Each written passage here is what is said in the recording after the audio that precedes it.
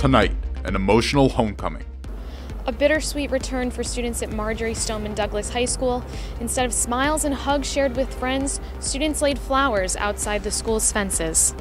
A touching tribute after a massacre that shook the nation. After one of the deadliest shootings in U.S. history, students, faculty, and staff returned to school and turned to each other for support. We'll have the heart-wrenching story of a survivor coming up. Plus, a musical mind, how one student's passion has inspired him to embark on a mission of solving diseases through songs. And later on, the faces of Little Havana. To really understand a neighborhood, you have to understand its people. We'll take you to one Miami exhibit that redefines the community, one person at a time. Tonight, the stories of some people that called this Miami neighborhood home. And in sports, I'll tell you about the Canes' trip to Chapel Hill, where a buzzer beater play received national attention. Coming up, will the warm temperatures stick around through next week, plus the one thing that could change your beach plans this weekend? I'll have that and more coming up in weather. NewsVision starts now.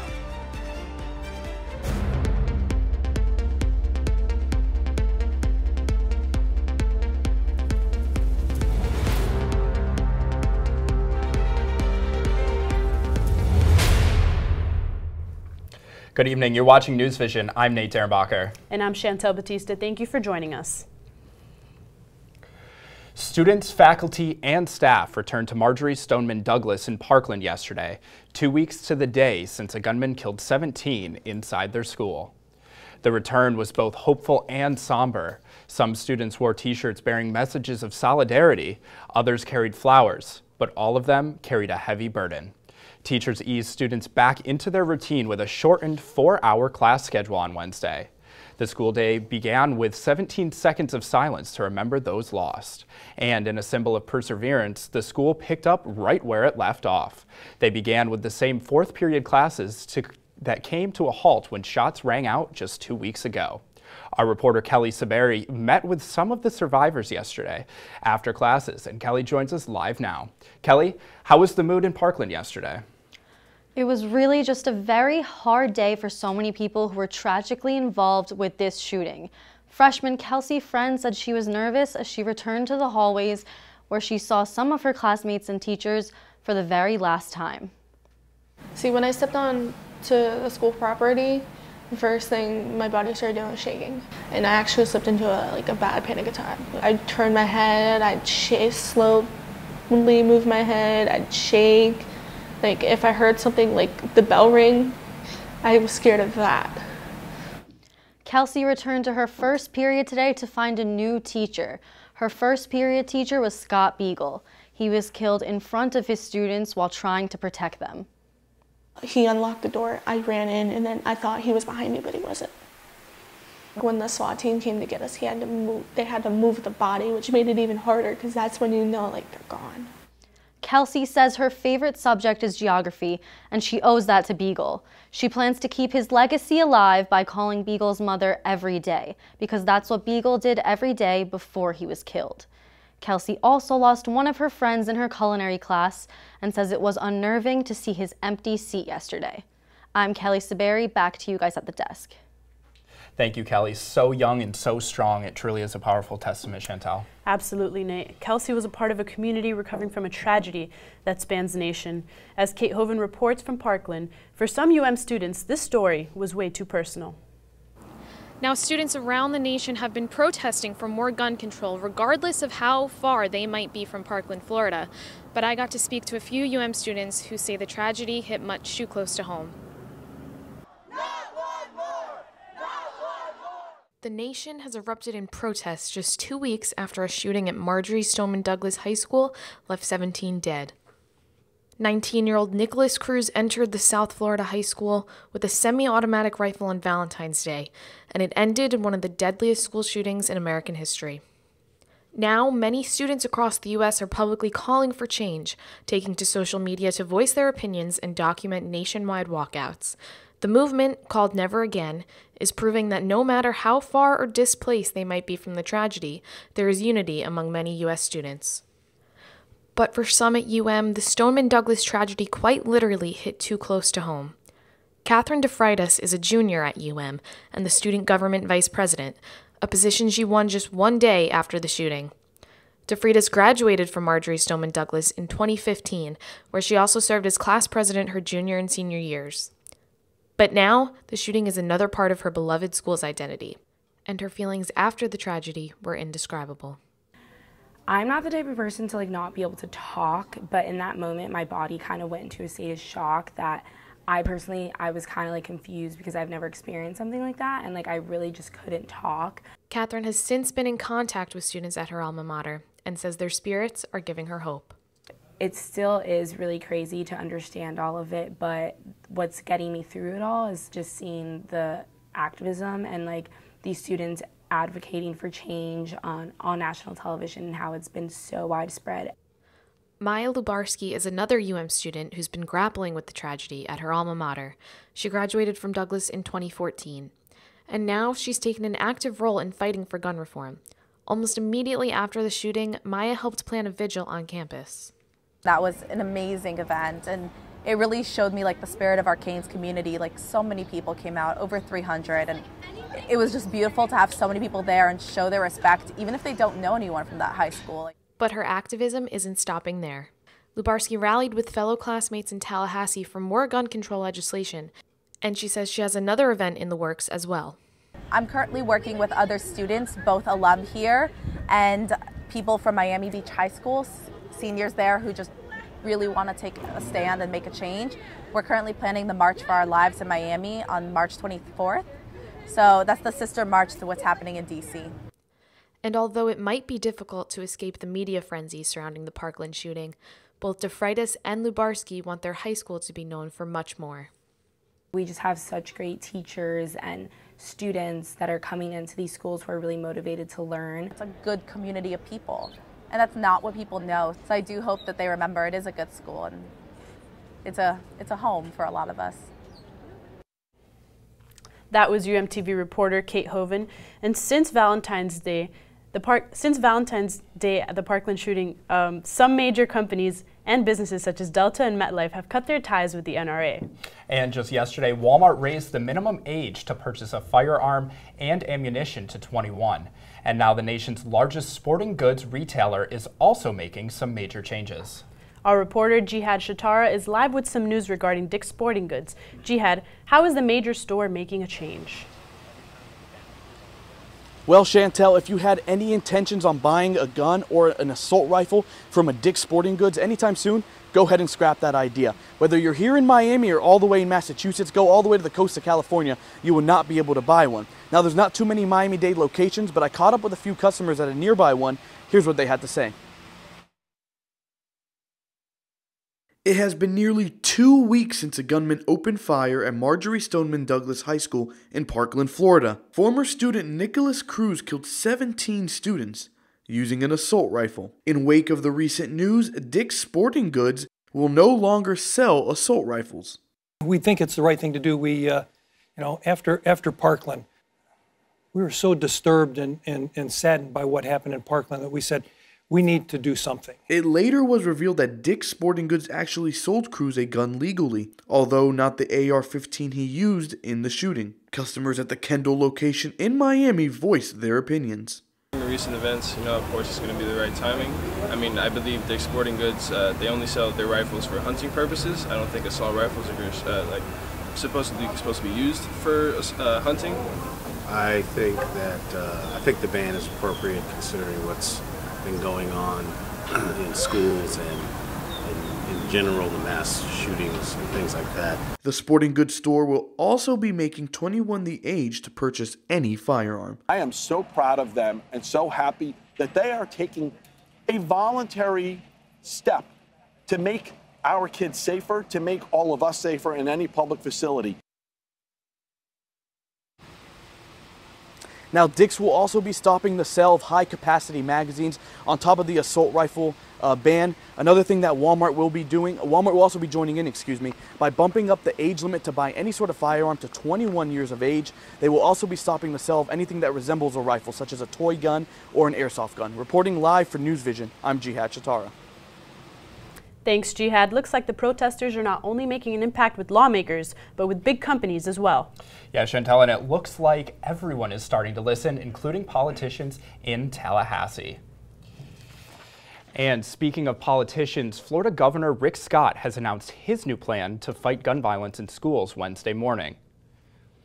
The plan includes adding more resources to Florida public schools, a focus on school safety and law enforcement, as well as mental health. We're also going to focus on increasing collaboration between our local sheriffs, our police chiefs, our schools, the Department of Children and Family, and Department of Juvenile Justice.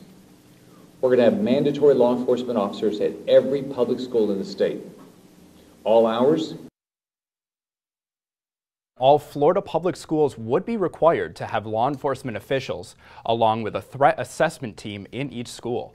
The plan also includes a budget for public schools to hire more mental health counselors, giving students more mental health resources.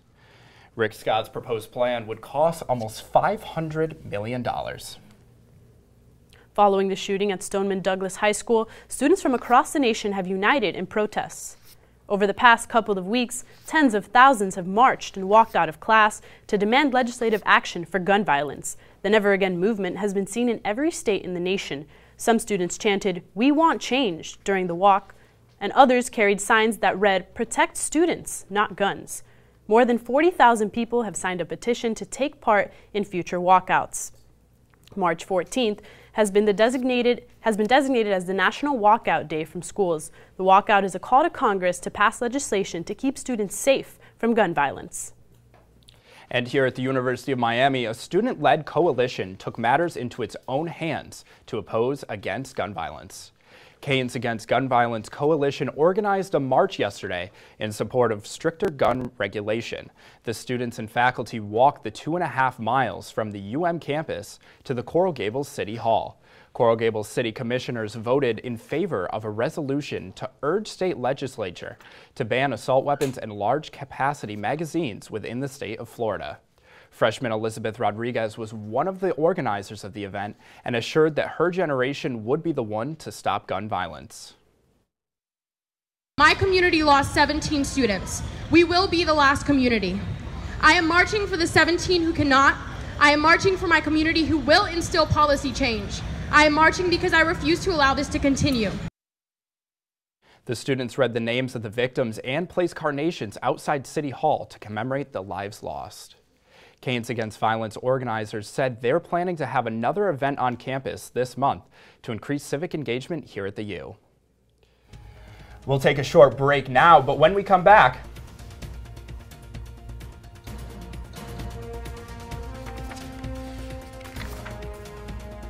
your disease. For me, it changed the way I think about art and the way I think about science. One UM student has found a new way to ease patients' minds, one song at a time. We'll bring you his story right after a short break.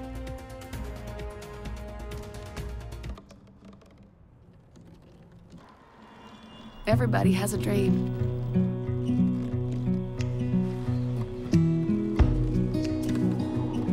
Mine was to see the ocean. And with a little help, I made it.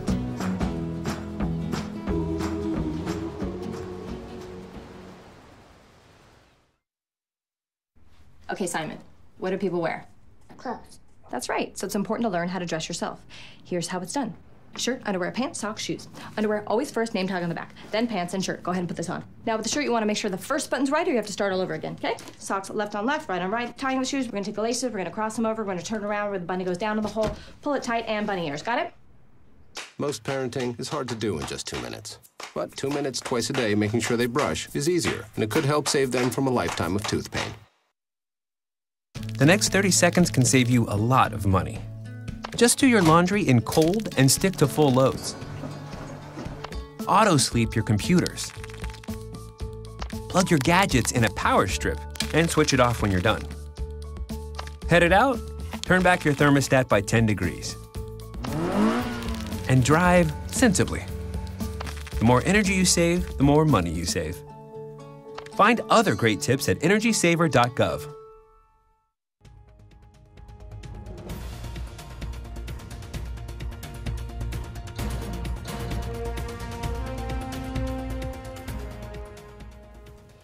The University of Miami is home to a diverse body of students with stories waiting to be told. That's right, so our reporter Trayvon Howard set out on a mission to find and tell some of these stories in a segment he calls Stories of the U. Thanks, guys. My goal is to focus on interesting and inspirational stories of individuals here at the University of Miami.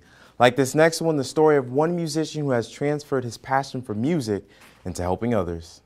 If you happen to walk into the Lennar Medical Center on a Tuesday morning, you'll be met with this heavenly sound.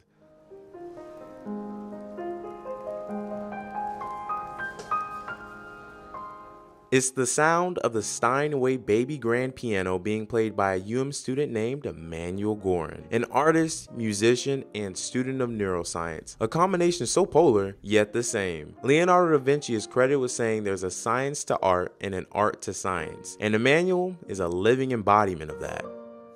It changed everything for me. It changed the way I think about art and the way I think about science, because no longer were they separate ideas. I didn't have to choose anymore. To do that, Emmanuel has created a non-profit organization called NeuroMission, which aims to help people with neurological disorders by integrating art, music, and technology. The organization uses art and music to throw fundraisers to educate the community and directly expose people with neurological diseases to art, music, and innovative development. Emmanuel gets the need to help others from his mother, who's always emphasized the importance of helping others whenever she can and often promoted fundraisers to benefit charity organizations. When Emmanuel decided that he wanted to pursue a career in neuroscience, he did not want to let go of the art and music. I think that there are ways for everyday non-physician individuals to help people with neurological illnesses, and that's what I'm seeking out to do. Oliver Sacks, a famous neurosurgeon and one of Emmanuel's favorite authors who wrote many case studies about amusia, which is the inability to recognize and reproduce musical tones. One of the things Emmanuel plans to do upon graduation with his background in music, art, and science is use music therapy to help patients who suffer with amusia. People who aren't deaf, but to whom music just sounds like noise. Like, I can't even imagine that.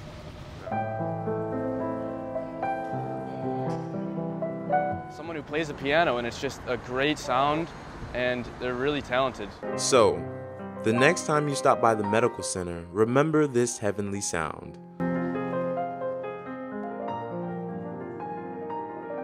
I love those ivory keys and the beautiful sound that resonates through the lobby. It's nice. And remember the story behind the musician playing it. For UMTV, I'm Trayvon Howard. Emmanuel's organization NeuroMission is currently raising funds for Parkland survivors at risk for PTSD.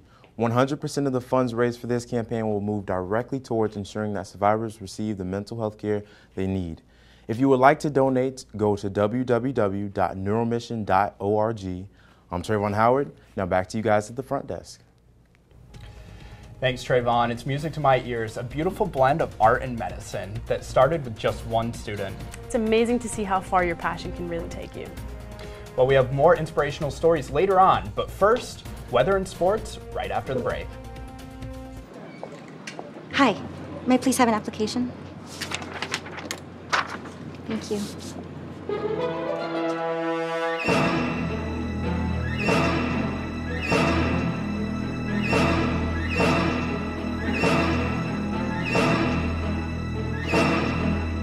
Skip the drama.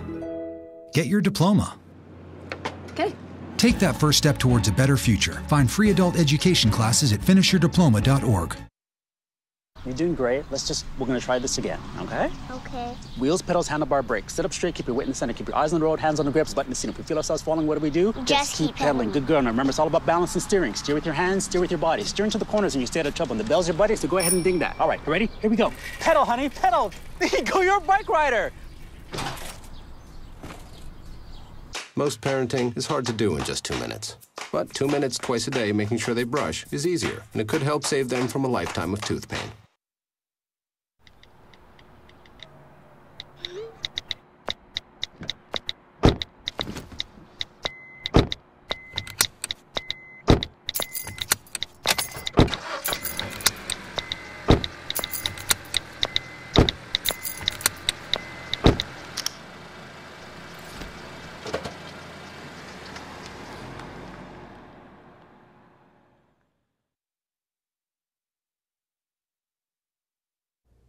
Thanks for staying with us here on NewsVision. I'm meteorologist Tommy Fletcher with a look at your weather. If you were outside at all today, pretty nice day outside, definitely above average temperature-wise. High temperature of 84 degrees today at Miami International Airport, though not quite reaching the record temperature of 88 degrees that was set back in 2011. Still temperatures pretty much above average here in South Florida for this time of day and time of year. 78 degrees right now in Miami, 77 up in West Palm Beach, and 78 down in Key West. As we look at the radar and satellite, you can see not a cloud in the sky. Again, pretty nice day here in South Florida. That trend's going to continue through tonight, though, but we will be facing some weather as we move in tomorrow. That's because of this system that's affecting much of the country. You can see it spans from Louisiana all the way up to upstate New York, and in some areas it's pretty severe. Some of these areas are under a winter weather advisory right now, and you can see in these areas where there's yellow and orange, some pretty heavy rainfall up towards Cleveland, some mixing, transitioning into some pretty heavy snow there. As we take a look at the futurecast, you can see this system will continue to push off to the east as we move in tonight and tomorrow morning. It will, however, be affecting us here in South Florida. The futurecast will continue. You can see this moving through here, and as we come back to South Florida, you can see this will start to push through. There will be some fog here, though, in the morning as the moisture gets caught up in the system as it moves south. You'll see, though, it'll push through, bringing some rain to us tomorrow afternoon. But as we move into Saturday, pretty clear skies, winds coming out of the north. This system here, though, that you can see barely in the corner of the screen will be causing some issues if you plan on going to the beach. It'll likely stir up the seas. A small craft advisory is pretty likely, so if you're going to the beach, definitely stay near a lifeguard. And as we continue the futurecast on a little bit further, you can see clear skies into your Sunday as well. If you're heading out to the Grove tonight, temperature is in the low 70s, pretty nice night. You won't need an umbrella. And as we move into temperature, as we move and we take a look at tomorrow's day planner, you can see temperatures mid 70s to 80. And again, those showers will be affecting us in the afternoon. And as we move on to the 7-day forecast, you can see things cool down Sunday and a pretty nice beginning to next week. That's all I have for weather. For now, we'll send it back to the desk. Thanks, Tommy. Well, it looks like we've got another great weekend headed our way. A great day to go to the beach, or maybe even a Canes sporting event. Who knows? Absolutely, Chantel. Well, this week, the Canes made a huge impact in the sports world. Let's take a look at what buzzer beater play turned heads and received national attention. The Canes basketball team went to Chapel Hill to take on number 9 ranked North Carolina on Tuesday. The emotions were running high for the Tar Heels on senior night, but the Canes came ready to play with the ACC tournament just a week away. It's the end of the second half. Miami was up for most of the game, but here comes Joel Berry and the Tar Heels with a 3, here to bring UNC within 4. And then Berry hits another 3-pointer here, and now the Tar Heels are down by only 2 points. And there's 8 seconds left, UNC down, and Berry drives up the court, pulls up, and ties the game. Will the Canes call a timeout? Nope. Newton drives the ball, goes for the deep 3, and nails it at the buzzer. The Canes secure a huge resume builder for the NCAA tournament later this month. Miami spoiled senior night for the Tar Heels in the Dean Smith Center. The Canes will close out the regular season against Virginia Tech in Coral Gables on Saturday. After the game, Newton said it was his mom who carried the ball into the basket. His mom died of breast cancer when he was a senior in high school. And the day after her death, his 33-point performance brought his high school to a state championship. Now on to baseball. Baseball season may be here, but there's one league nearby that is making headlines. At the Coral Gables Youth Center, one team is already in full swing. This softball league is home to the elderly. It's a league for players 65 years and up. The softball league plays Tuesday nights in Little Havana. Whether you're playing or on the sideline talking trash with your friends, it is fun for everyone. UMTV reporter Jihad Shatara joined the league members for their weekly game and will bring us the full story next Thursday right here on NewsVision. That's all I have for sports this week. I'm Brianna Nussbaugh. Chantel and Nate, back to you. Well, thank you. We can't wait to hear that story next week.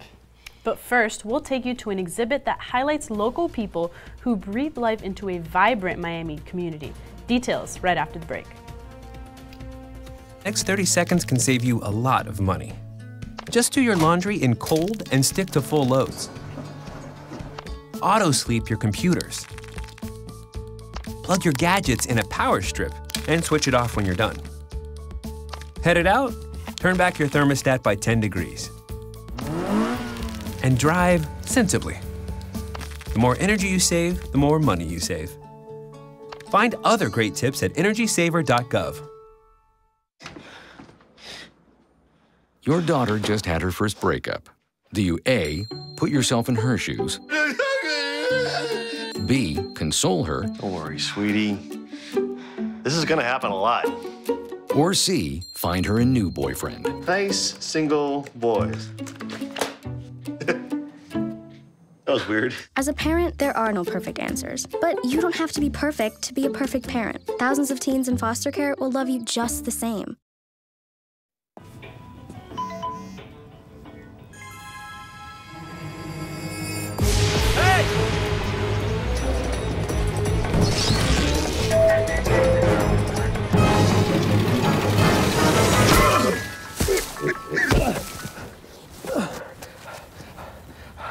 So, same time next week?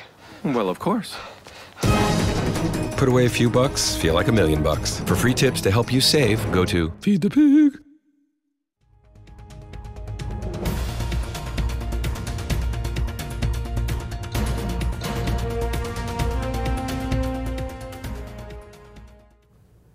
Domino Park, Azúcar Ice Cream Shop, and Ball and Chain are all staples of the Little Havana neighborhood in Miami. But now, there's a new attraction that profiles some of the people who make the community famous.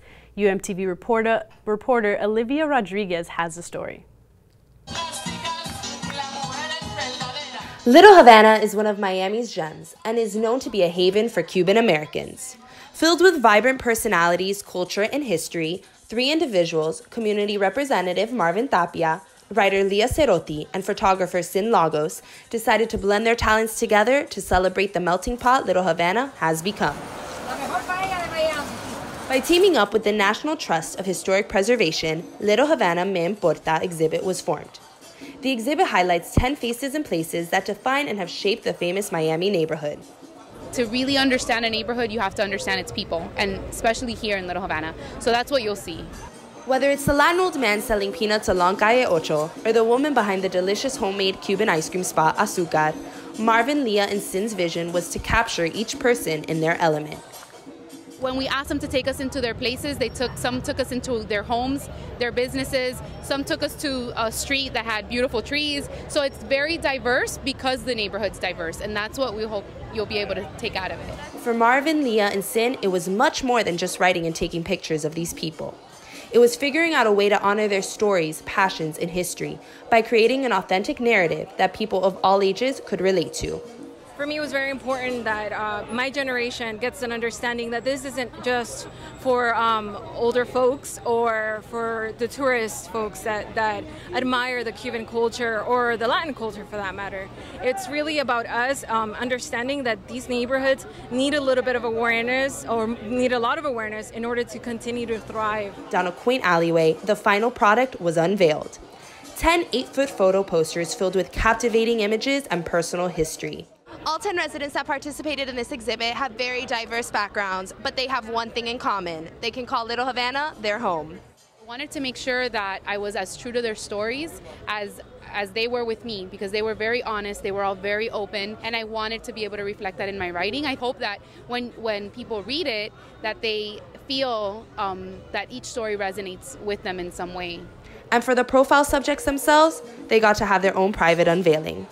While many visitors came to Little Havana thinking it was simply a Miami hotspot, Marvin, Leah, and Sin hope they're leaving with a better sense of the neighborhood's foundation, its people. Reporting for UMTV, I'm Olivia Rodriguez. That exhibit will be open to the public in May, and it looks fun. Well, I know where I'm headed this weekend, Chantal. There's so much to do in Miami this weekend, from baseball to Little Havana. I just don't know which one to pick. I choose. I think I'm going to do both. That sounds like a great idea. You have to let me know how that goes. I will. Well, thank you guys. That's all we have for NewsVision tonight. Make sure to follow us and like us on social media. Thank you for joining us. Have a good night.